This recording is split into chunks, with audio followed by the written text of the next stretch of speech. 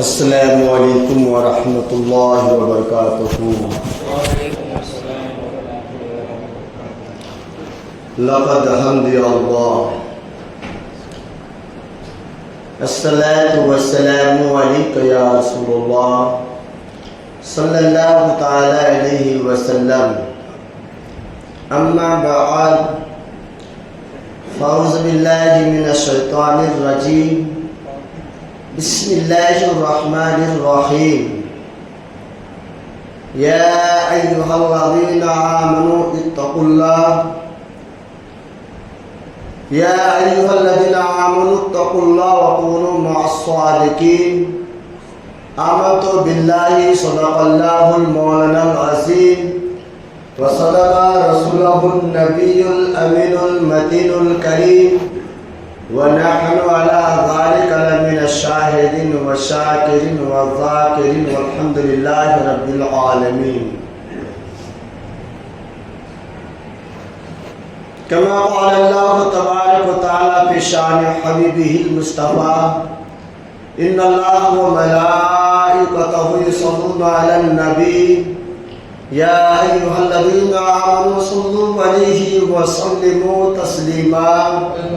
اللهم صل على سيدنا شفيعنا مولانا محمد بارك وسلم، صلاة والسلام عليك يا رسول الله صلى الله تعالى عليه وسلم۔ برادران ملت اسلامیہ،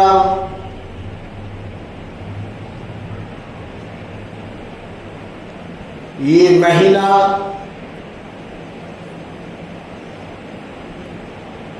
جسے آپ اور ہم غوث پاک کے نام سے جانتے ہیں،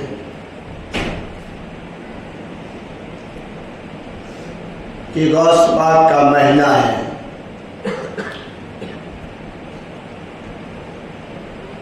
حضرات گرامی،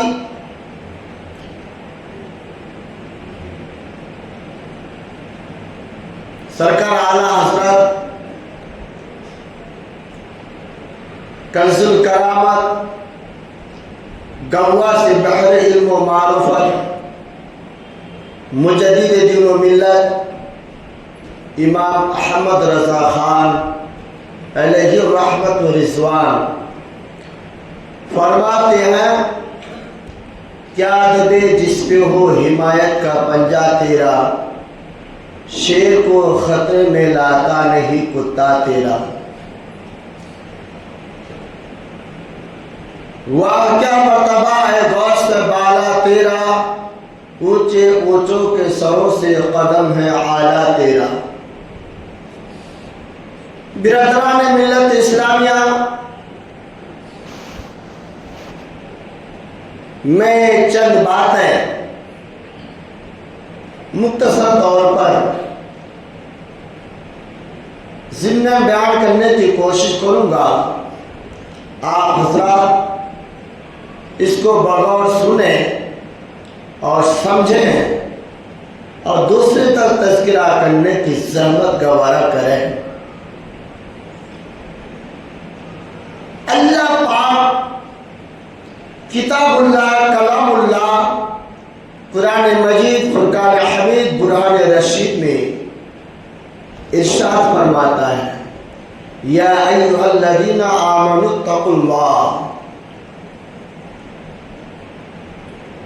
کیا فرماتا ہے کہ ایمان والو، بہت ہی آپ اور ہم خوش نصیب ہیں۔ یہ مخاطب غیروں سے نہیں، کسی عیسائی سے نہیں، کسی سکھ سے نہیں، کسی اور باطلہ مذہب سے نہیں، بلکہ ایمان والوں سے کہہ رہا ہے، اے ایمان والو، کیا اللہ سے ڈرو۔ اس کا مطلب یہ نہیں کہ ہم کو ایمان والا کہہ دیا تو بس ہم کو کچھ کرنا نہیں ہے، کچھ عمل کرنا ہی نہیں ہے، بلکہ ایمان والوں سے مخاطب کہہ کر فرمایا ہے کہ اللہ سے ڈرو۔ آپ ایمان والے ہیں، تو ایسا نہیں کہ آپ جھوٹ بھی بولے. آپ ایمان والے ایسا نہیں کہ آپ حرام کمائی کمائے. آپ ایمان والے ایسا نہیں کہ حرام کھائے. آپ ایمان والے ایسا نہیں کہ دوسرے کی چغلخوری کرے. آپ ایمان والے ایسا نہیں کہ فتنہ و فساد کرے. آپ ایمان والے ایسا نہیں کہ دوسرے کو لڑائی کرے. بلکہ نہیں، ان خرافات سے باز آئے، پھر اللہ سے ڈرے. کیا ڈرے؟ شریعت مطہرہ پر عمل کرے، اپنی زندگی کو اسوہ حسنہ پر گزارے، ہر طرح کی برائیوں سے، بد اعمال سے، بد کردار سے، بد مذہب سے، بد ادیان سے دور رہے، محفوظ رہے. اللہ سے ڈرو. پھر کیا فرمایا؟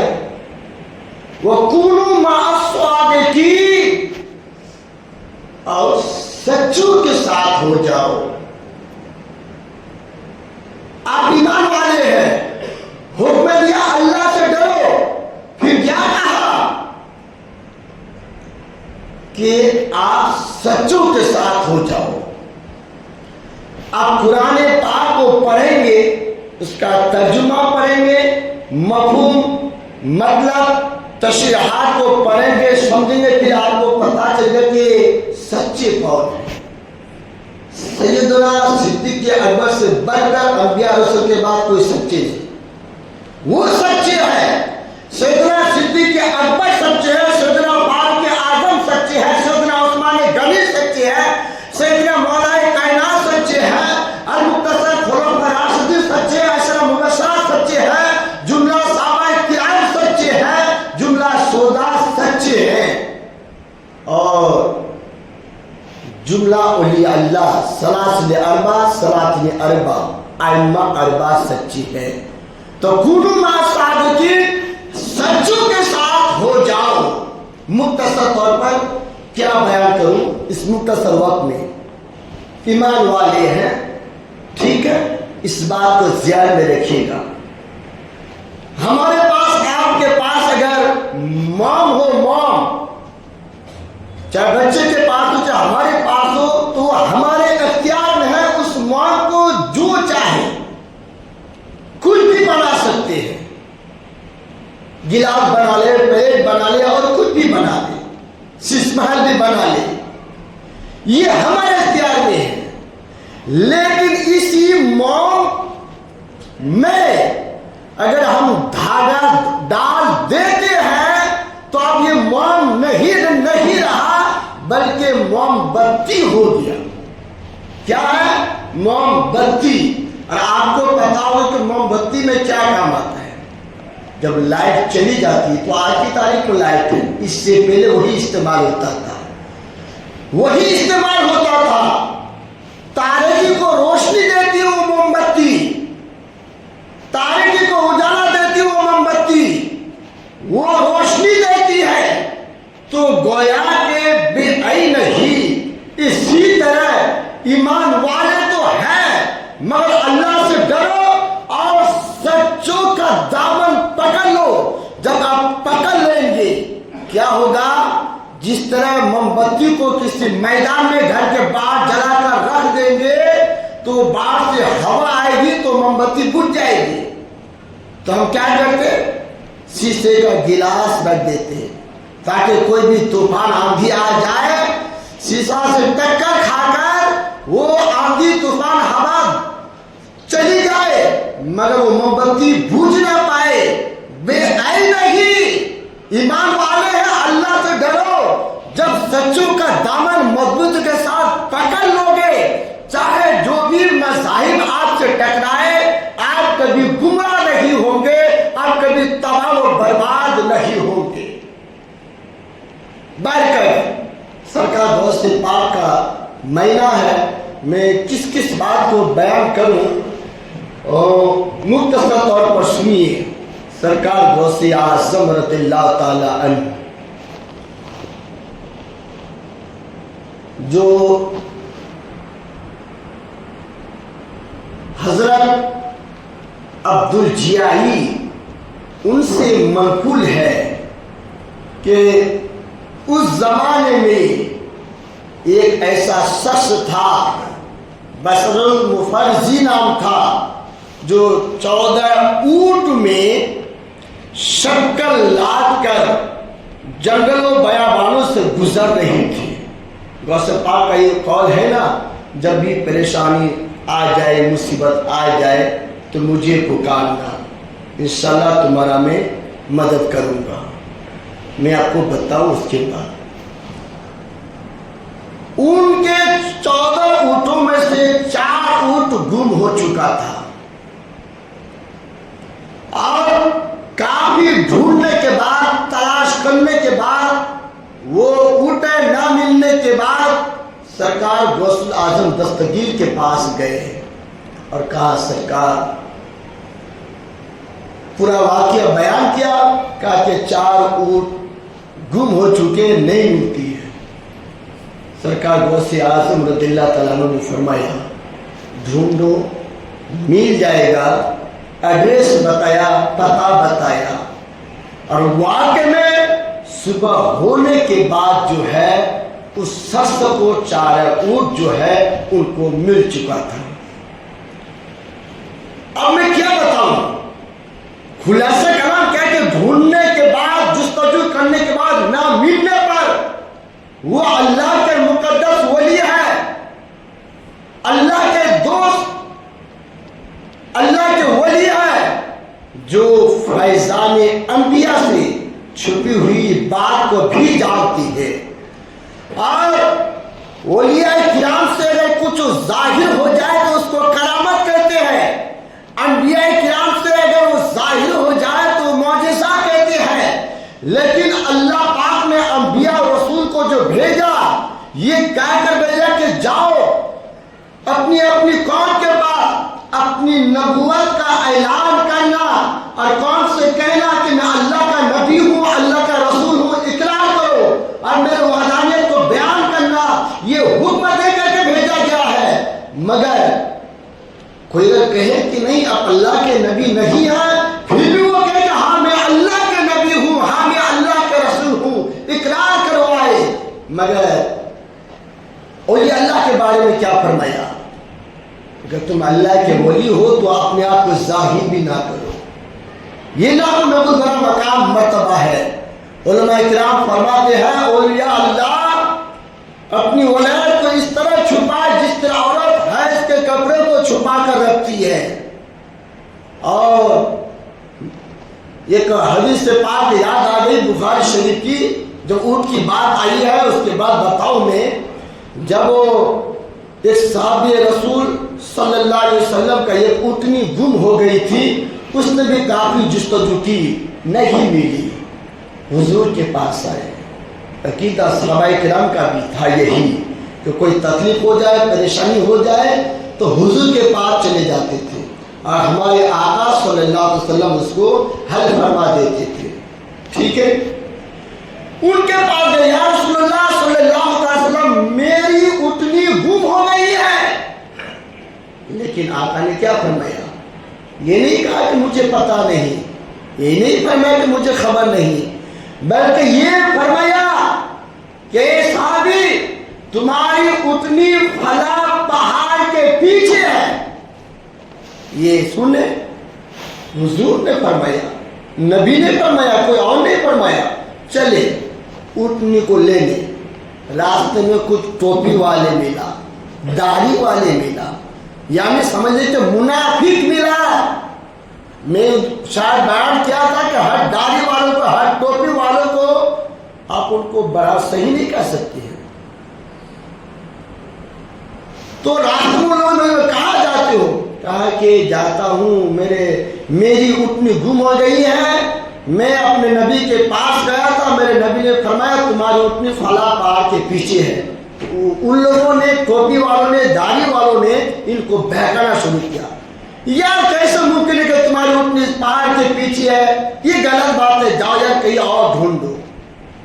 حضور نے فرمایا، ان کی بات سنی نہیں، ان لوگوں کی بات، چلے پہاڑ کے پیچھے اونٹنی لے کر آئے۔ حضور سے ان لوگوں کے بارے میں شکایت کی. مختصر بتاتا ہوں میں, کچھ باتیں اور بھی بیان کرنی ہے.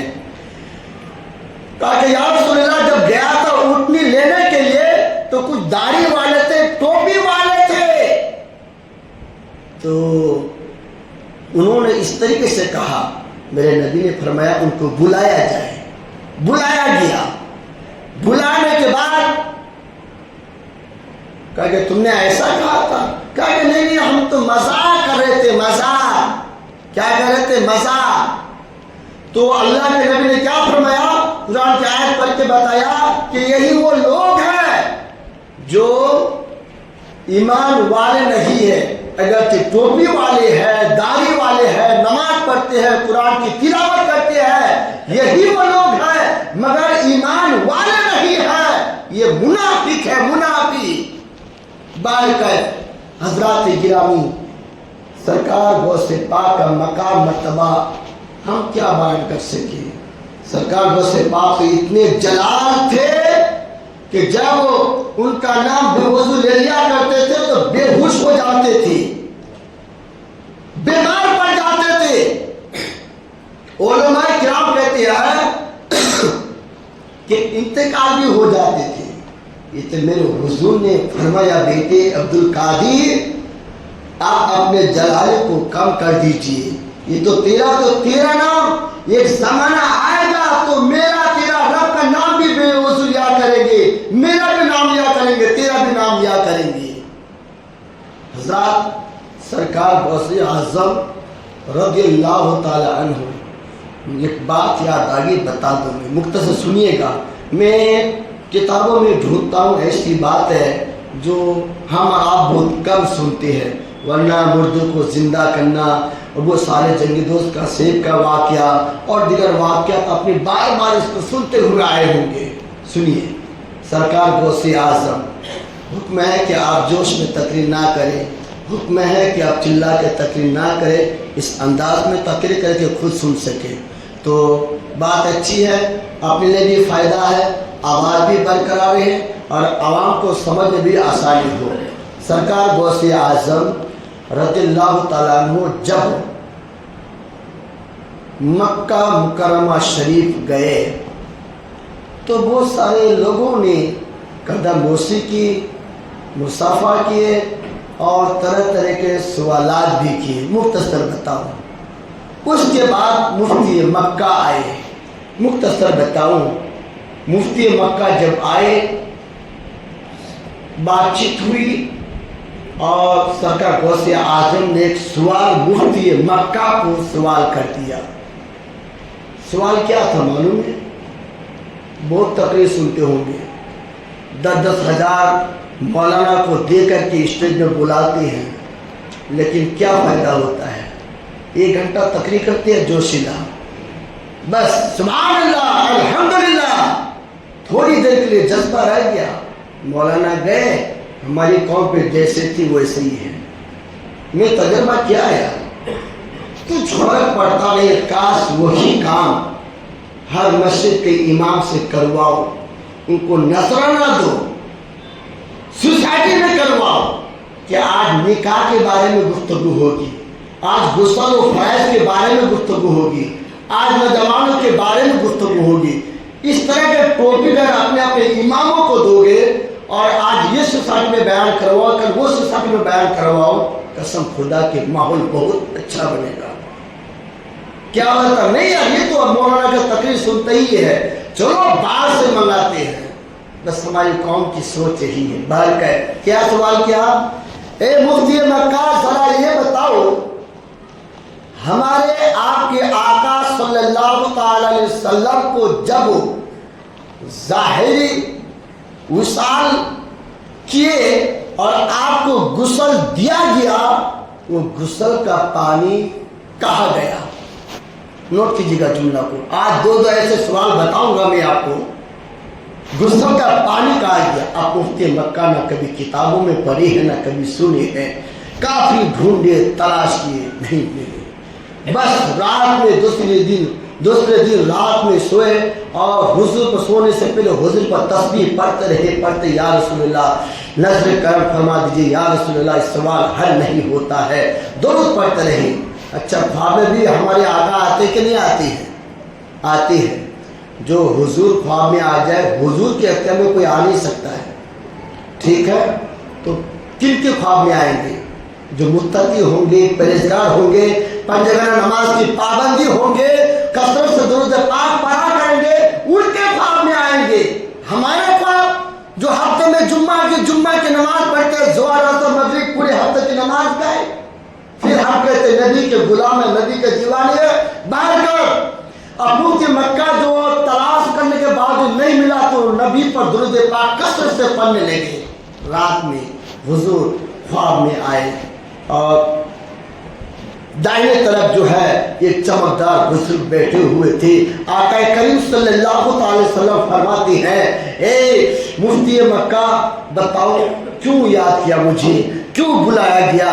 کہا کہ دراصل بات یہ ہے، ایک ایسے بزرگ ہے جو مجھے ایک سوال کر چکا ہے کہ آپ کے ظاہر غسل کے بعد جو غسل دیا گیا وہ غسل کا پانی کہاں گیا؟ تو میرے آقا فرماتے جو تمہارے پاس بیٹھے ہیں نا وہ بتائیں گے۔ جب ان سے پوچھتا ہے کہ مجھ سے مت پوچھو، انہی سے پوچھو، جب وہ کہتے ہیں کہ آپ ہی بتاؤ، وہ کہتے ہیں ان سے پوچھو، تو میرے آقا فرماتے میں نہیں بتاؤں گا، میرا بیٹا بتائے گا۔ اللہ کبیرہ، وہ کہتے ہیں بزرگ آپ ہی بتا دیں۔ تو سرکار غوث اعظم کیا فرماتے ہیں، نام اس وقت نہیں لیا گیا تھا، وہ بزرگ فرماتے ہیں کہ دراصل بات بظاہر وصال کے بعد جو نبی کو غسل دیا گیا وہ پانی اللہ کے حکم سے جو ہے فرشتوں نے اس پانی کو اٹھا لیا۔ بولیے تو صحیح سبحان اللہ یار، یہ ہم لوگ زندہ یا قبرستان میں نہیں ہے۔ ایک جگہ تقریر کیا تھا کہ ہم سے زیادہ مردے سنا کرتے یار، قبرستان کے مردے سنا کرتے، کیوں اس طرح باتیں کرتے یار؟ قبرستان میں جاؤ سلام کرو نا، ترنت جواب مل جاتا ہے۔ آپ حدیث پڑھیے، آپ ایسی بات میں سنتے نہ خاموش سے بیٹھے رہتے ہیں، نہ دوسری جگہ جائیں گے تو واہ واہ یا کیا کیا نہیں کہتے ہیں۔ یا بیداری کا ثبوت تو دو یار، آج ہماری دنیا میں کیا کیا ہو رہا ہے، ہم خاموشی کے ساتھ بیٹھے ہیں۔ آج ہماری پر تکلیف جو ہے، مصیبتیں جو ہے، یہ ہمارے وجہ سے ہے۔ اٹھا لیا گیا، پھر کہتے کہ وہ پانی پہ کیا ہوا؟ کہتے کہ اللہ کے حکم سے وہ پانی کو آسمان کے اوپر چھڑک دیا گیا۔ باریک بات بتاتا ہوں، چھڑک دیا گیا اور اس پانی کا قطرہ دنیا کے جس کونے پر گرا وہاں پر اللہ کا گھر بنا، مسجد بنا، مسجد۔ اب قیامت تک جو مسجد بنتی رہے گی تو سمجھ جائیے گا جو حضور صلی اللہ علیہ وسلم کو جو غسل دیا گیا تھا وہ غسل کا پانی ہی گرا تھا، اس لیے مسجد بنی ہے۔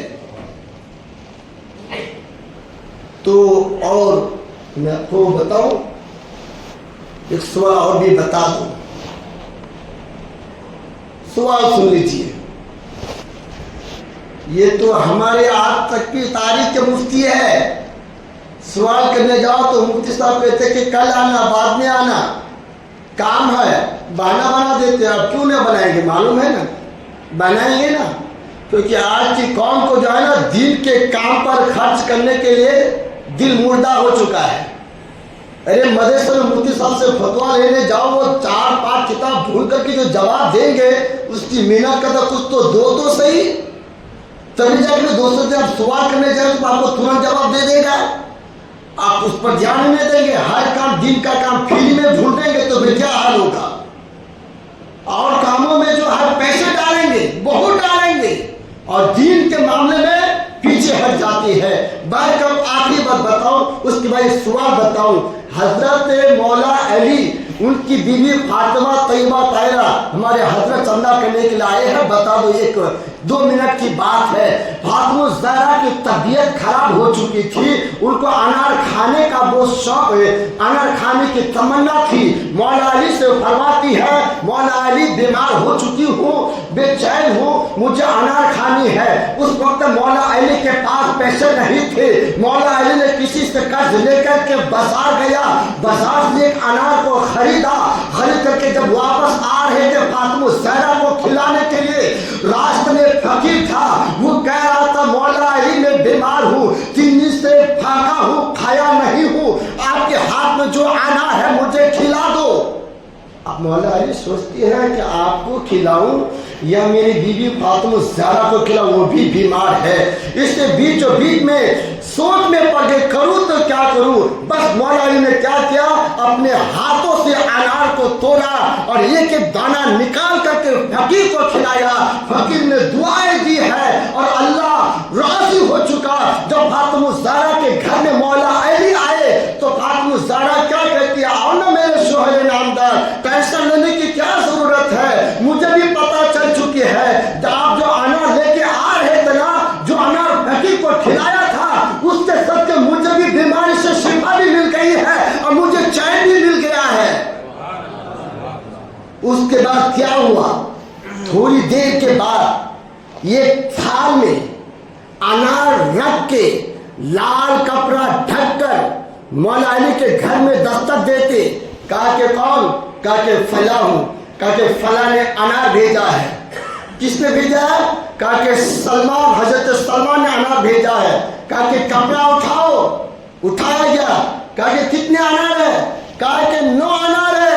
मौला अली फरमाते कि जाओ जाओ जल्दी जाओ, ये मेरा अनार नहीं किसी और का अनार है, क्योंकि 1 रुपया खर्चा करने से 10 रुपया मिलता है। मैंने 1 अनार खर्चा किया तो मुझको 10 अनार मिलना चाहिए, 9 अनार है। लाने वाला कहते मौला अली 10 ही अनार था, एक मैंने छुपा कर रख दिया, ले ये 10 के 10 अनार आपके हैं। लिहाजा अल्लाह ने दौलत दी है तो दिन के काम में खर्चा क्या करो और फजूल खर्चा से बचो। बरकत 11वीं शरीफ है, अपने अपने घरों में खत्म 11वीं का माहौल बनाइए, पढ़वाइए। जो खत्म 11वीं घर में पढ़ाते हैं वो पूरे साल भर आफत बला से महफूज रहते हैं। वक्त नहीं है वरना कसीदा गोसिया को पढ़ के बताता और उसका मफहूम मतलब भी बताता क्या क्या फजीलत है। आज हम क्या क्या नहीं करते, दिन के काम में भी जरा झोंको यार, दिन के काम में भी नमाज करो, नमाज के बाद कुरान की तिलावत करो, गौ से पाक का महीना, गौ से पाक को याद करो, घर में न्याज करो, खत्म कादरिया पढ़ो। वो माँ अलेना इल्लल बला। बढ़कर यूपी से एक हमारे मौलाना साहेब चंदा के सिलसिले में, मस्जिद के चंदा के सिलसिले में तशरीफ लाए हैं। आप हजरात उस मस्जिद जो जगह की वसी के लिए जो है गैर मुस्लिमों से जगह को खरीदा है, आपने सुना होगा मुस्नाची से मस्जिद नबी को वसी करने के लिए किस किस से ज़मीन खरीदी गई है। बारकाह को हमारे हजरत चंदा के सिलसिले में आए हैं। जितना हो सके आप हजरात जो है लिल्ला अपने वालिदैन के मरहूम के साले सवाब जो सदका नाफिला कहते हैं बरकत ताउन करके सवाब दारन हासिल करें। अस्सलामु अलैकुम व रहमतुल्लाहि व बरकातुहू। जो हजरात सुन्नत अदा नहीं कि वो सुन्नत अदा कर लें। अस्तगफिरुल्लाह अल्लज़ी ला इलाहा इल्ला हुवल हय्युल क़य्यूम व तूबू इलैह।